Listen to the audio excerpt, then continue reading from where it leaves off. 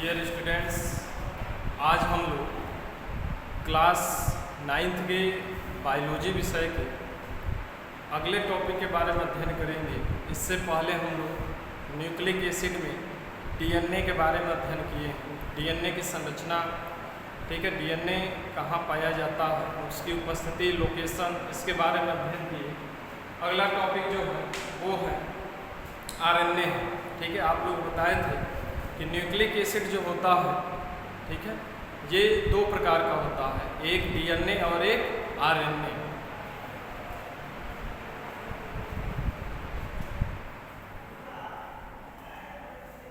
एक डीएनए और एक आरएनए दो प्रकार का होता है। डीएनए के बारे में हम लोग कंप्लीटली जान चुके हैं। आरएनए के बारे में आज जानेंगे। आरएनए आरएनए इसका पूरा नाम है राइबो न्यूक्लिक एसिड। आरएनए का पूरा नाम जो है राइबो न्यूक्लिक एसिड है। आरएनए का पूरा नाम राइबो न्यूक्लिक एसिड है, शॉर्टकट में आरएनए कहा जाता है। देखिए, आरएनए भी जो है एक प्रकार का न्यूक्लिक एसिड है, जैसे डीएनए होता है। आरएनए जो होता है यह भी एक प्रकार का बहुलक है। जैसे डीएनए एक प्रकार का बहुलक है, पॉलीमर है, ठीक उसी प्रकार आरएनए भी एक प्रकार का बहुलक है, पॉलीमर है। ये भी छोटी छोटी इकाइयों से मिलकर बना होता है, जिन्हें हम राइबो न्यूक्लियोटाइड कहते हैं, या न्यूक्लियोटाइड। सामान्य रूप से हम न्यूक्लियोटाइड भी कह सकते हैं, लेकिन चूंकि आरएनए का निर्माण किया है यह न्यूक्लियोटाइड, तो इस न्यूक्लियोटाइड को हम क्या कहेंगे, राइबो न्यूक्लियोटाइड कहेंगे। यही राइबो न्यूक्लियोटाइड एक दूसरे से जुड़कर एक श्रृंखला का निर्माण करता है। इसी श्रृंखला को हम पॉलीन्यूक्लियोटाइड श्रृंखला कहते हैं, या आरएनए कहा जाता है। देखेंगे आरएनए में एक ही श्रृंखला होती है। डीएनए में हम आप लोग को बताए थे कि डीएनए जो होता है, देखेंगे डीएनए दो पॉलीन्यूक्लियोटाइड श्रृंखलाएं जो होती हैं, जब एक दूसरे से एक अक्ष के परितः सर्पिलाकार आकार में जब ये आपस में इनमें रोटेशन हो जाता है तो डीएनए की रचना करती है। लेकिन यही पॉलीन्यूक्लियोटाइड केवल एक श्रृंखला के रूप में रहती है, इस प्रकार हो या इस प्रकार हो, तो ये आरएनए कहलाएगा। ये क्या कहलाएगा, आरएनए कहलाएगा। क्या होगा, इसी को हम आरएनए कहेंगे। इसी को हम क्या कहेंगे, आरएनए कहेंगे। इसको क्या कहेंगे हम, डीएनए कहेंगे। ठीक है, तो आरएनए में एक ही पॉली न्यूक्लियोटाइड श्रृंखला होती है। ठीक है, और इसमें देखेंगे कि आरएनए जो होता है, आरएनए इसका फिगर बना दे तब क्लियर समझ में आएगा।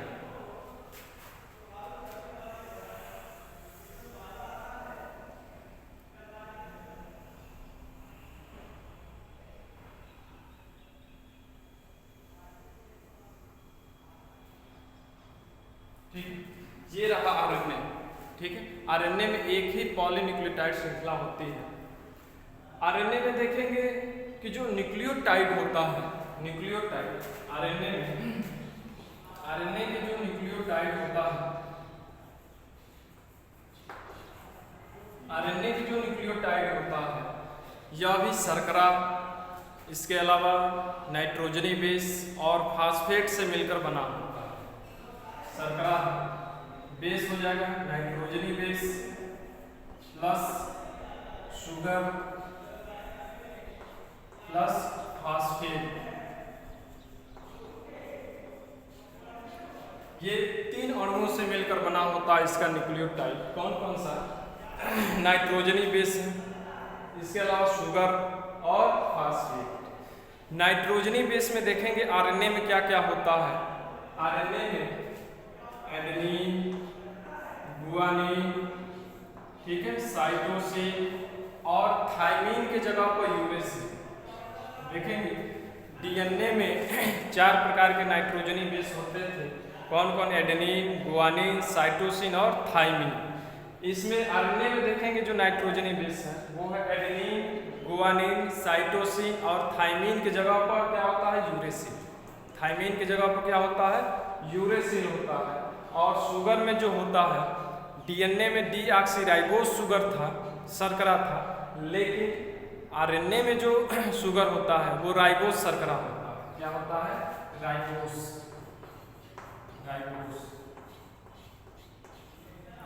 शर्करा होता है, ठीक है। प्लस फास्फेट, क्या है, फास्फेट है, प्लस फास्फेट।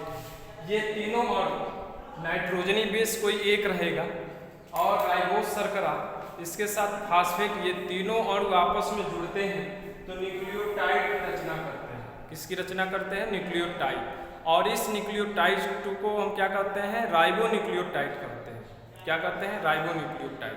यही राइबोन्यूक्लियोटाइड एक दूसरे से जुड़कर एक लंबी श्रृंखला बनाते हैं। उसी लंबी श्रृंखला को हम क्या कहते हैं, आरएनए कहते हैं। क्या कहते हैं, आरएनए कहते हैं। उसी को हम क्या कहते हैं, आरएनए कहते हैं, ठीक है। तो ये आरएनए है, आरएनए इस प्रकार दिखता है, ठीक है। आरएनए में देखेंगे कि जो सिंगल श्रृंखला होती है उसमें कोई निश्चित उसका जो है आकार नहीं होता है। कभी सिंगल श्रृंखला में इस प्रकार होता है, कभी कहीं आपस में लिपटा होता है, ठीक है। तो जहां पर लिपटा होता है वहां पर यहाँ पे जो पाए जाते हैं इसके न्यूक्लियोटाइड,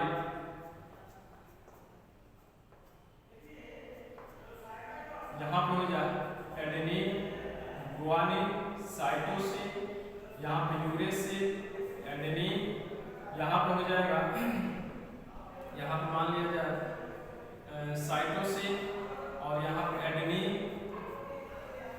यहाँ पे यूरेसिल, ठीक है। यहाँ पर कर दिया जाए एडेनिन, यूरेसिल, यहाँ पर साइटोसिन, गुआनिन, साइटोसिन, ठीक है, एडेनिन, यूरेसिल। इस प्रकार होता है। देखें कहीं कहीं पर आरएनए के जो पॉलीन्यूक्लियोटाइड श्रृंखला है ये आपस में लिपटकर एक लूप का निर्माण करता है, ठीक है।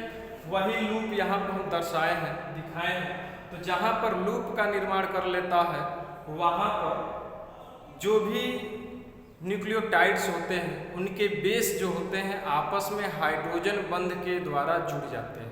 तो देखेंगे यहाँ पे जो यूरेसिल है यह एडेनिन के साथ जुड़ता है। यूरेसिल जो है, यूरेसिल एडेनिन के साथ डबल बॉन्ड हाइड्रोजन बंध बनाता है और उसके साथ जुड़ता है। जो साइटोसिन है यह ट्रिपल बॉन्ड हाइड्रोजन बंध बनाता है और गुआनिन के साथ जुड़ता है। इस प्रकार जुड़कर ये आरएनए की रचना करता है, ठीक है। तो कहीं कहीं पर लूप का निर्माण दिखाई देता है, ठीक है। तो ये रहा आरएनए की संरचना। अब आरएनए का लोकेशन जान लिया जाए। आरएनए कहाँ पाया जाता है? आरएनए कोशिका के अंदर तो पाया जाता है, लेकिन किस भाग में पाया जाता है ये भी जान लिया जाए। तो आरएनए की जो लोकेशन होता है, आरएनए की जो लोकेशन होता है देखेंगे ये साइटोप्लाज्म में पाया जाता है, साइटोप्लाज्म, ठीक है। इसके अलावा राइबोसोम, ठीक है, राइबोसोम।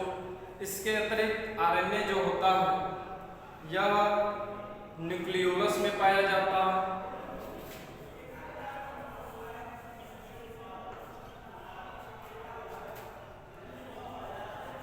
ये ना इन सब में पाया जाता है। आरएनए जो होता है देखेंगे साइटोप्लाज्म में पाया जाता है, राइबोसोम में पाया जाता है और न्यूक्लियोलस में पाया जाता है। न्यूक्लियोलस केंद्रक में पाए जाने वाला एक संघनित गोलाकार संरचना होता है, उसी में ये आरएनए पाया जाता है, उसी को न्यूक्लियोलस हम कहते हैं, जो कि इसके बारे में हम पढ़ा चुके हैं। जब न्यूक्लियस पढ़ाए थे, केंद्रक जब पढ़ाए थे टॉपिक, उसमें हम बताए होंगे न्यूक्लियोलस के बारे में। तो इसमें आरएनए पाया जाता है। तो ये लोकेशन है आरएनए का। फिर एक बार दोहरा रहे हैं, साइटोप्लाज्म इसको कोशिका द्रव्य कहते हैं, राइबोसोम, ठीक है, और न्यूक्लियोलस, तो इनमें पाया जाता है, ठीक है। तो ये रहा आरएनए का संरचना। आरएनए का संरचना आरएनए के प्रकार, आरएनए के प्रकार है। अगला टॉपिक है types of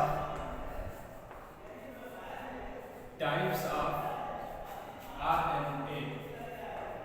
types of RNA, RNA कितने प्रकार का होता है? तो आरएनए देखेंगे मुख्य रूप से 3 प्रकार का होता है। वैसे 4 प्रकार का अध्ययन किया जाता है, लेकिन मुख्य रूप से 3 ही प्रकार का होता है आरएनए। कौन कौन सा देख लिया जाए।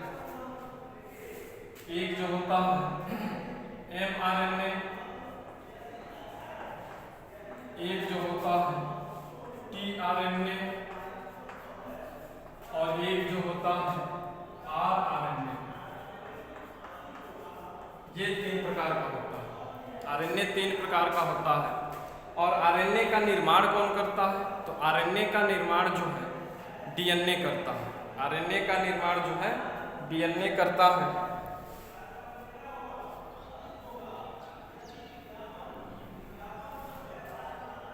आरएनए का निर्माण डीएनए करता है।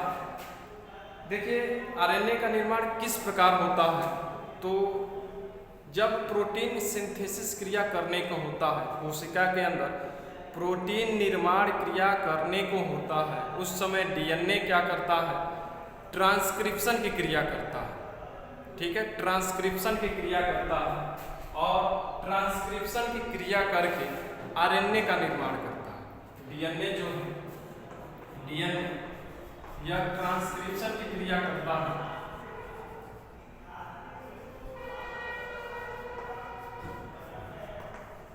ट्रांसक्रिप्शन की क्रिया करता है और ट्रांसक्रिप्शन की क्रिया करने के बाद आरएनए का रचना होता है। इस प्रकार डीएनए से ही आरएनए का निर्माण होता है, ये याद रखिएगा।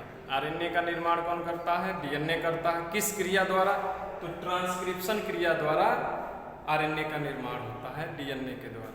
ठीक है, अब इनके प्रकार के बारे में जानेंगे। देखिए ये 3 प्रकार के आरएनए होते हैं। एमआरएनए, एमआरएनए को हम मैसेंजर आरएनए कहते हैं। मैसेंजर आरएनए कहते हैं। संदेशवाहक आरएनए, हिंदी में इसे क्या कहते हैं? संदेशवाहक आरएनए होता है, मैसेंजर आरएनए। ठीक है, इसको कहते हैं ट्रांसफर आरएनए।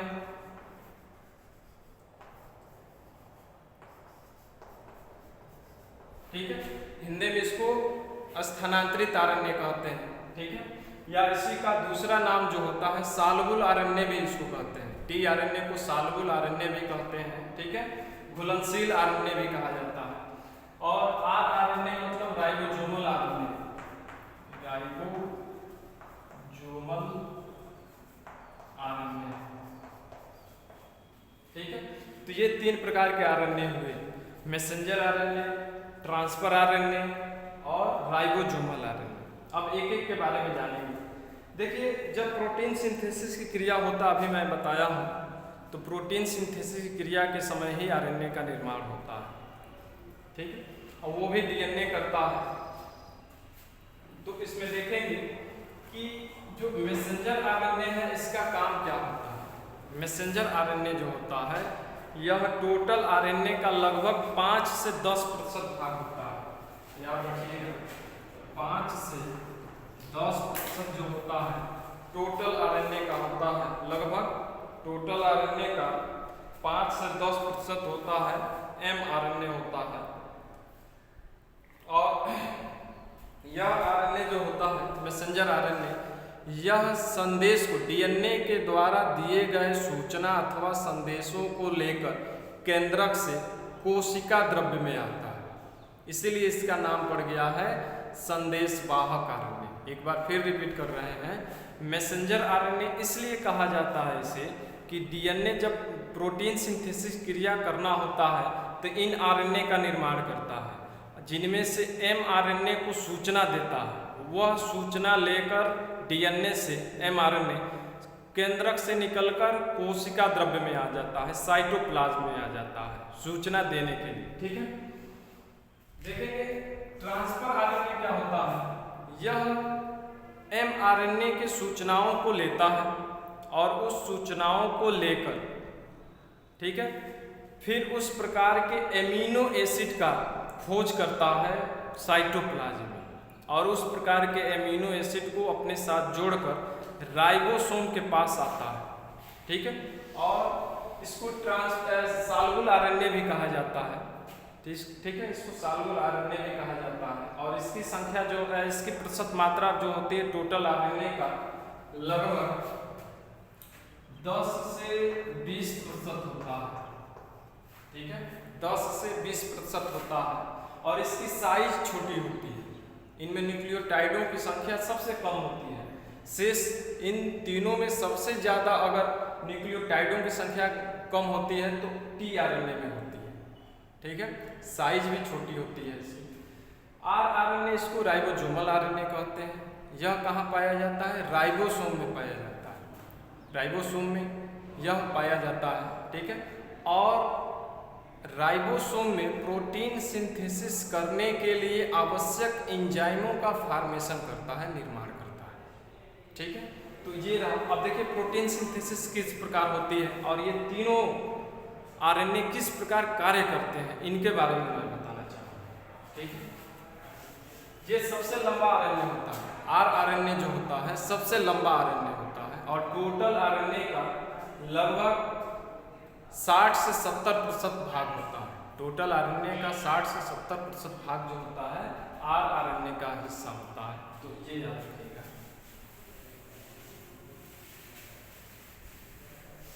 देखिए प्रोटीन सिंथेसिस किस प्रकार होती है, इसके बारे में हम लोग जानेंगे। प्रोटीन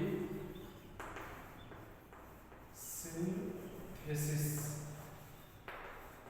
यानी प्रोटीन का संश्लेषण। हमारे कोशिकाओं में प्रोटीन का संश्लेषण किस प्रकार होता है, प्रोटीन का निर्माण किस प्रकार होता है, इसके बारे में हम जानेंगे। मान लीजिए ये कोशिका है, ये कोशिका, ये सेल, ये केंद्रक है। ठीक है, केंद्रक है और ये क्या है? डीएनए। क्या है? डीएनए। केंद्रक के अंदर डीएनए पाया जाता है, न्यूक्लियस के अंदर। देखिए जब प्रोटीन सिंथेसिस क्रिया करना होता है, डीएनए ट्रांसक्रिप्शन की क्रिया करता है। ट्रांसक्रिप्शन की क्रिया के फलस्वरूप एमआरएनए का निर्माण होता है। एमआरएनए का निर्माण करता है। ठीक है, और ये क्या करता है? डीएनए सूचना देता है, कुछ विशेष प्रकार की सूचना देता है। यह सूचना जो होता है न्यूक्लियोटाइडों के 3-3 संख्या में होता है, जिसे हम कोडान कहते हैं, कोड के रूप में देता है और 3-3 की संख्या में होता है। इस प्रकार अगर मान लिया जाए यह एमआरएनए है तो एमआरएनए पर 3-3 के समूह में 3-3 के समूह में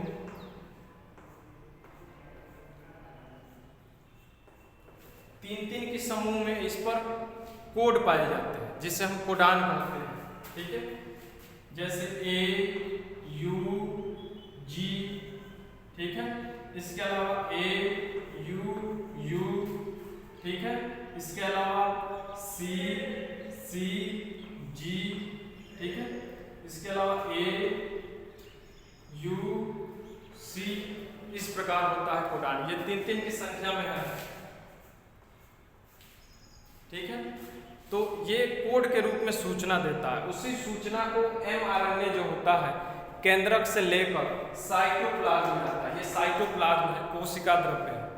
ठीक है, यहाँ पर राइबोसोम होते हैं, राइबोसोम एक ही बना है। यहाँ पे राइबोसोम होता है, राइबोसोम कहते हैं। और साइटोप्लाज्म में ही पहले से टीआरएनए होता है, ट्रांसफर आरएनए होता है। इस प्रकार मान लिया जाए टीआरएनए है।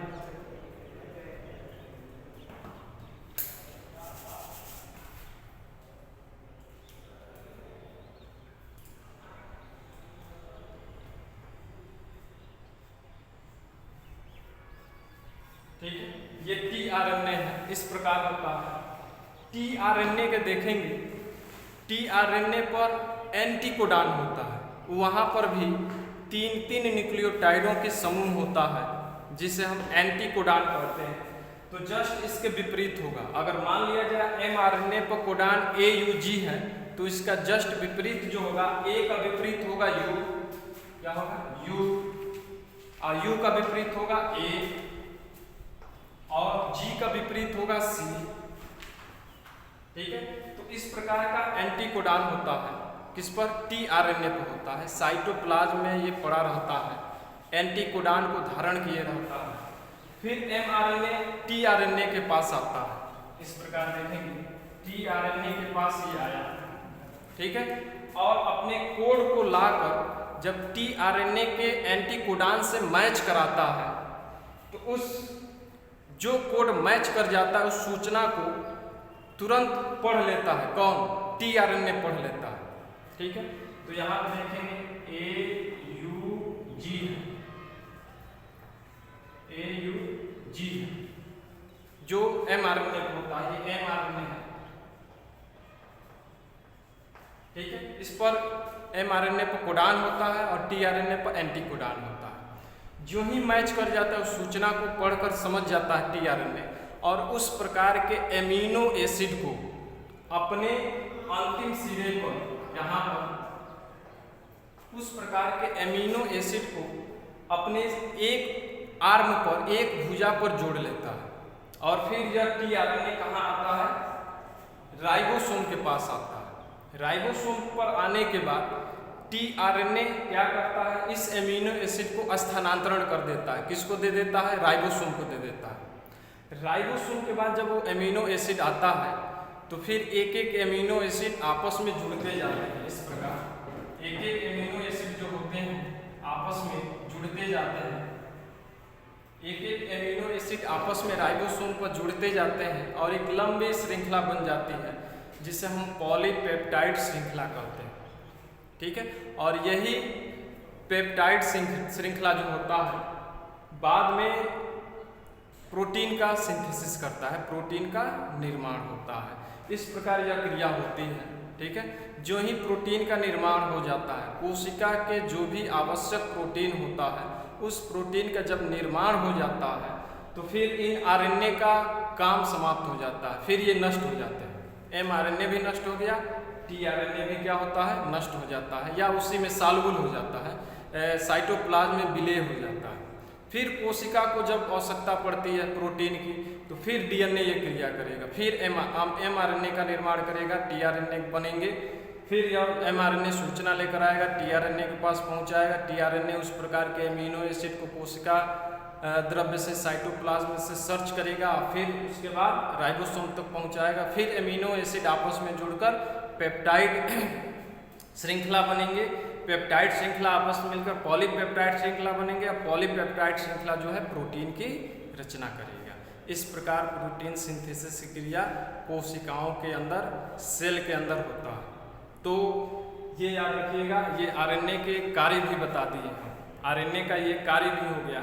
ठीक है, आरएनए की संरचना भी हो गया। ठीक है, तो इनके बारे में हम आज बताएं। अगला टॉपिक देखेंगे, हम आप लोग को बताए थे कि आरएनए जो होता है मुख्य रूप से 3 होता है, लेकिन वैसे 4 प्रकार के आरएनए होता है। 3 तो हम बता दिए, अभी एक छूटा हुआ है, उस आरएनए को हम क्या कहते हैं, भी आरएनए कहते हैं, VRNA।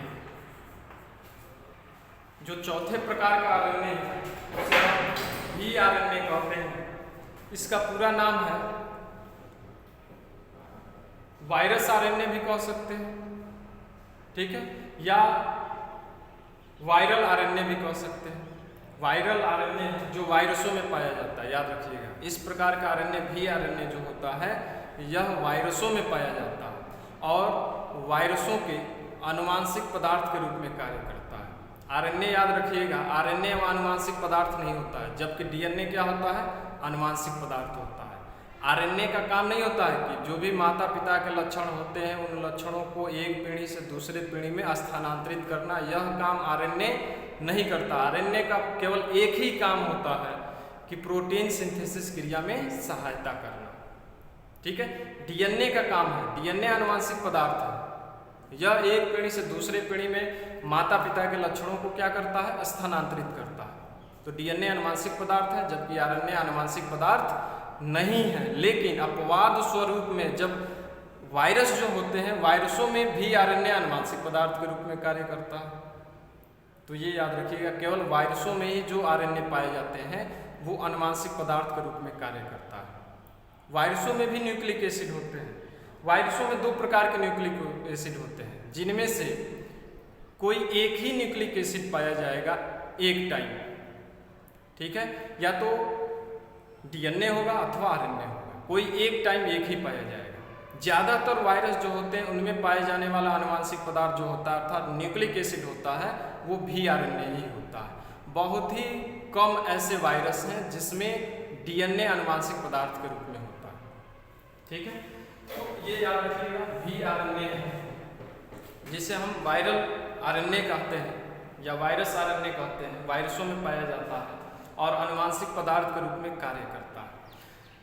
वायरसों में पाए जाने वाला भी आरएनए जो होता है यह साइज में छोटी होती है लेकिन अस्थायी होते हैं, ठीक है, अनस्टेबल होते हैं, अस्थायी होते हैं।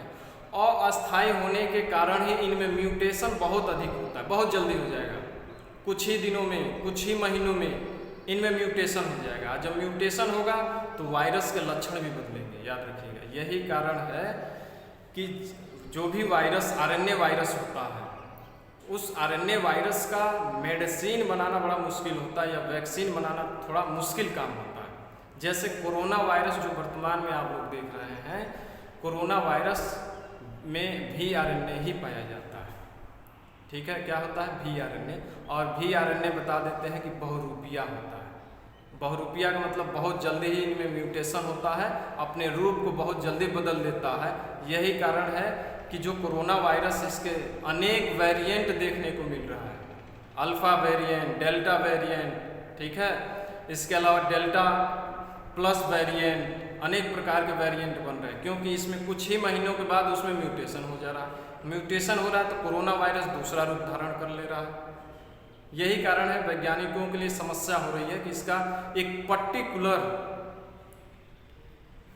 वैक्सीन बनाया जा सके, लेकिन ऐसा हो नहीं पा रहा है जो 100% साबित हो सके, उस कोरोना वायरस को नष्ट कर सके, ठीक है। तो ये भी आरएनए है, ये याद रखिएगा। तो भी आरएनए के बारे में भी हम लोग जान लिए। तो आज के लिए बस इतना ही। कल हम लोग डीएनए और आरएनए में अंतर पढ़ेंगे और इस चैप्टर का एक और टॉपिक बचा हुआ है सेल डिवीजन। उसके बाद यह चैप्टर समाप्त हो